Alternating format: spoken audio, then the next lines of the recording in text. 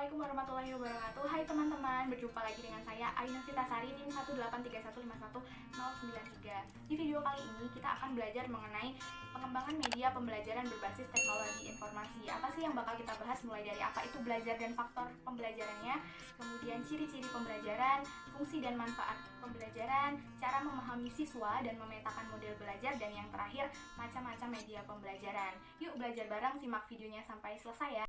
Oke. Yang pertama, tentu kita perlu memahami dulu apa itu belajar. Jadi, belajar merupakan suatu kegiatan atau proses usaha yang dilakukan secara sadar untuk mendapatkan konsep, pemahaman, ataupun pengetahuan baru sehingga menimbulkan suatu perubahan perilaku dalam berpikir, merasa, ataupun bertindak. Nah, sedangkan pembelajaran itu merupakan suatu sistemnya yang dirancang dan disusun secara khusus untuk membantu kelancaran proses belajar itu tadi. Nah, faktor-faktor yang mempengaruhi kelancaran proses belajar itu ada faktor internal dan juga faktor eksternal. Faktor internal tentu saja merupakan faktor yang berasal dari dalam diri pembelajar.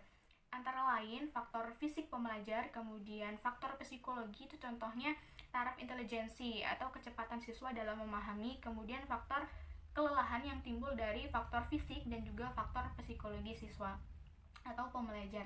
Yang kedua, faktor eksternal, faktor yang berasal dari luar diri pembelajar. Ada faktor keluarga, sekolah, dan masyarakat. Keluarga ini merupakan lingkungan terdekat atau lingkungan pertama yang dikenal pembelajar. Tentu sangat berpengaruh terhadap proses kelancaran belajar. Kemudian sekolah, di mana tempat terjadinya proses pembelajaran, tentu juga memiliki pengaruh. Kemudian yang terakhir, masyarakat, di mana tempat pembelajar itu bergaul, juga berpengaruh, di mana dengan siapa mereka bergaul, di mana mereka bergaul, itu akan mempengaruhi proses kelancaran belajar, dimana misalnya di lingkungan orang-orang sekitar yang memiliki motivasi belajar tinggi, tentu siswa atau pembelajar tersebut juga bisa jadi ikut terpengaruh, memiliki semangat belajar tinggi, motivasi belajar tinggi juga. Ada 3 prinsip utama belajar. Yang pertama, perubahan perilaku, kemudian sebuah proses, dan bentuk pengalaman. Perubahan perilaku ini merupakan hasil yang diharapkan dari proses belajar. Kemudian sebuah proses yang mana belajar itu tidak singkat, memerlukan waktu. Kemudian yang terakhir, bentuk pengalaman. Nah, ketika belajar tentu kita melakukan banyak interaksi dengan baik pembelajar dengan pembelajar dengan warga sekolah lainnya seperti penjaga sekolah, ibu kantin, ataupun juga dengan lingkungan masyarakat sekitar. Ciri-ciri pembelajaran. Yang pertama, proses pembelajaran harus dilakukan secara sadar dan sistematis. Sistematis berarti proses pembelajaran memiliki dan menggunakan sistem yang telah dirancang sebelumnya, seperti adanya jadwal, RPS, seperti itu. Kemudian yang kedua, proses pembelajaran harus menumbuhkan perhatian dan motivasi bagi pembelajar. Yang ketiga, proses pembelajaran harus menyediakan bahan belajar yang menarik sehingga siswa tertarik dan juga memiliki ingin tahu yang tinggi untuk belajar gitu. Kemudian yang keempat, mengoptimalkan alat bantu belajar sehingga pengajar pun akan mudah menyampaikan materi dan juga pembelajar akan lebih mudah juga menyerap apa yang disampaikan.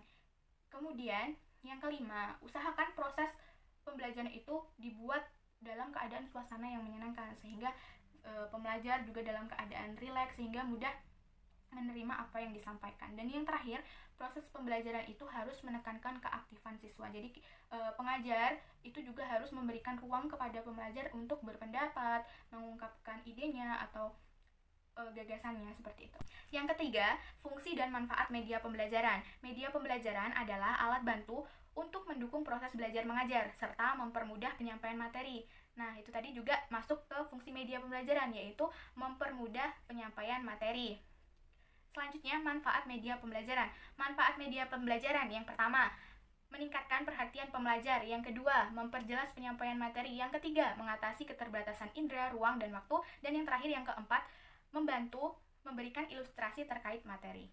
Terkait manfaat yang keempat, mengenai mengatasi keterbatasan indera, ruang, dan waktu, itu contohnya ketika kita belajar biologi nih, membahas mengenai mikroorganisme seperti virus.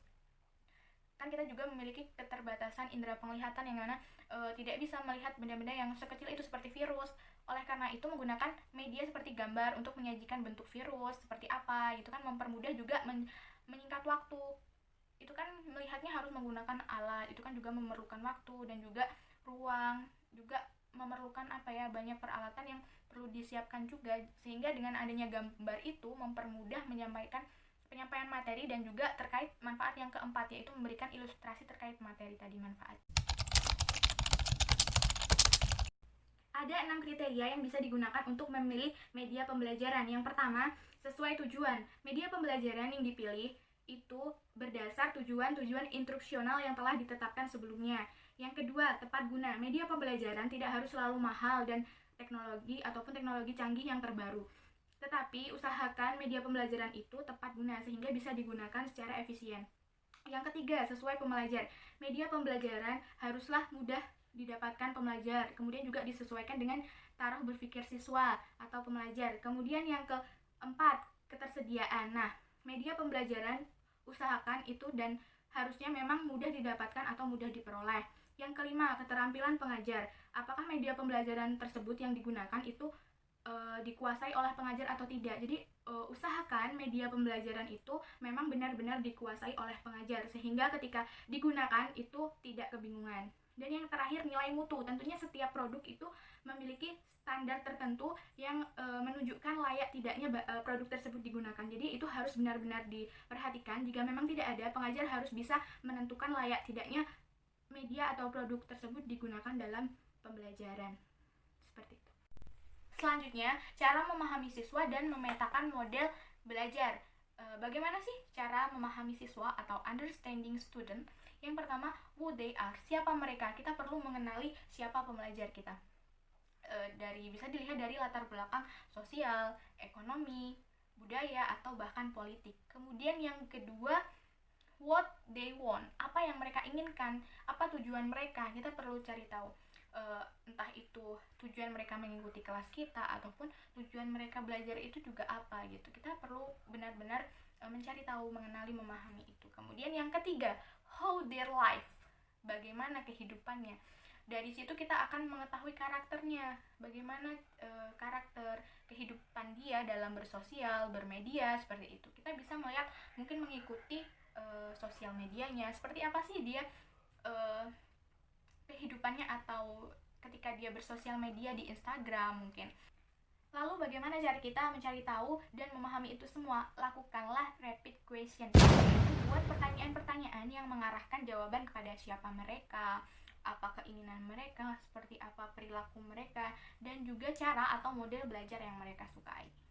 Itu bisa dilakukan di awal pertemuan. Pembahasan yang terakhir yaitu mengenai macam-macam media pembelajaran. Yang pertama, media gambar foto, yaitu media yang dapat dilihat tanpa adanya unsur suara.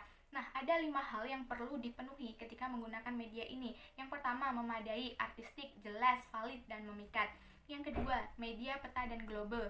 Nah, media ini mampu memberikan rangsangan kepada pembelajar terkait letak geografis wilayah, kepulauan, migrasi, dan lain sebagainya. Biasanya dalam pelajaran geografis atau sejarah ya. Kemudian yang ketiga yaitu media serbaneka. Nah, media ini berkaitan dengan potensi yang dimiliki suatu daerah atau masyarakat sekitar yang dapat dimanfaatkan sebagai media pembelajaran.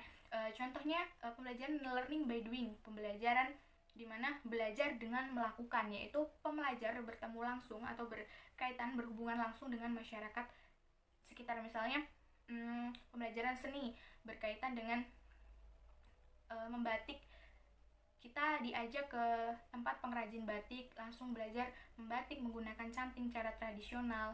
Kemudian yang keempat, media audio, yaitu media yang berkaitan dengan suara, hanya suara saja, tidak ada gambar. Misalnya kita mendengarkan pembelajaran mengenai musik, kita didengarkan suatu lagu-lagu, hanya lagu yang hanya suara yang bisa didengar. Kemudian yang kelima yaitu media visual, media yang berkaitan dengan visual, bisa visual diam dan visual gerak. Misalnya ketika belajar biologi, kita menggunakan alat peraga manusia, alat peraga organ-organ tubuh, seperti itu. Kemudian media audio visual ini seperti video, pemutaran video, film, seperti itu. Kan ada gambarnya bergerak dan juga ada suaranya, yang mana dari media-media tadi itu harus disesuaikan juga dengan materinya, sehingga media pembelajaran yang digunakan itu dapat berfungsi secara optimal. Nah, itu tadi pembahasan mengenai pembelajaran dan media pembelajaran. Semoga bisa bermanfaat. Jangan lupa di like dan di share. Sampai jumpa di lain kesempatan. Wassalamualaikum warahmatullahi wabarakatuh.